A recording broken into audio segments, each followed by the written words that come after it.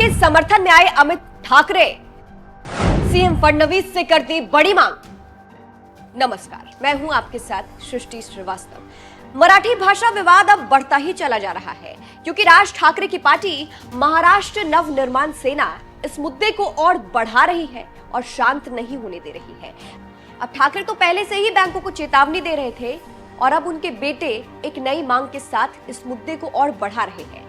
राज ठाकरे के बेटे अमित ठाकरे ने मराठी भाषा को लेकर सीएम देवेंद्र फडणवीस से बड़ी मांग कर दी है।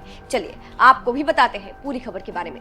दरअसल महाराष्ट्र नवनिर्माण सेना के प्रमुख राज ठाकरे ने अभी कुछ समय पहले ही भारतीय बैंक संघ को पत्र लिखकर बैंकों को मराठी भाषा का उपयोग करने के लिए निर्देश देने को कहा था और इस विवाद में अब उनके बेटे ने उनका साथ दिया है।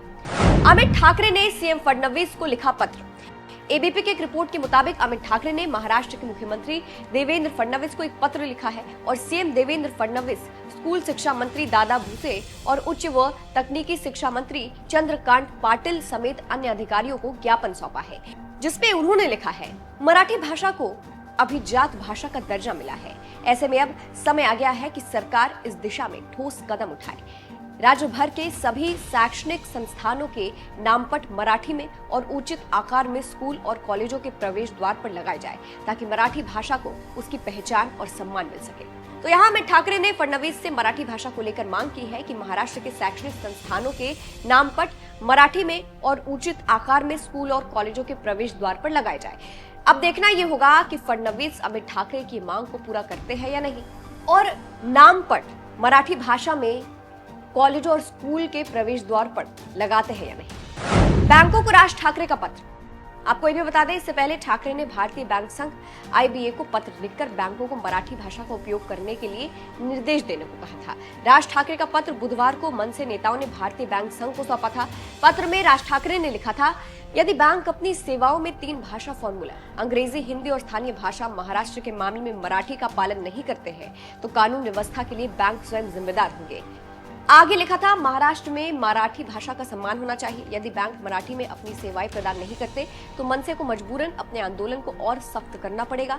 भारतीय रिजर्व बैंक ने सार्वजनिक क्षेत्र और निजी बैंकों में क्षेत्रीय भाषाओं के उपयोग के बारे में एक परिपत्र जारी किया है, लिहाजा बैंकों में बोर्ड 3 भाषाओं में होने चाहिए। वही आपको बता दें, एमएनएस कार्यकर्ताओं का आरोप है कि बैंकों में मराठी भाषा का इस्तेमाल कम किया जाता है, इससे वहां के स्थानीय लोगों को मुश्किल उठानी पड़ती है। इसके बाद 30 मार्च को राज ठाकरे ने गुड़ी पाड़वा के दिन शिवाजी पार्क में अपने कार्यकर्ताओं से कहा था, मुंबई में कुछ लोग कहते हैं कि हम मराठी नहीं बोलेंगे, लेकिन जो मराठी नहीं बोलेंगे तो उनके कान के नीचे तमाचा मारने का काम किया जाएगा। महाराष्ट्र और मुंबई में मराठी का सम्मान किया जाना चाहिए। आगे अपने कार्यकर्ताओं से राज ठाकरे ने कहा था, आप पता लगाएं कि महाराष्ट्र के हर बैंक में मराठी भाषा का उपयोग होता है या नहीं। इसके बाद ठाकरे के कार्यकर्ताओं ने महाराष्ट्र में खूब बवाल मचाया था, जिस पर सीएम देवेंद्र फडणवीस भड़के थे। सीएम देवेंद्र फडणवीस ने मीडिया से बात करते हुए कहा था, महाराष्ट्र में मराठी भाषा के लिए आंदोलन करना गलत नहीं है। सरकार भी मानती है कि मराठी का अधिक से अधिक प्रचार प्रसार होना चाहिए, लेकिन अगर कोई कानून अपने हाथ में लेता है तो उसके खिलाफ कार्रवाई की जाएगी।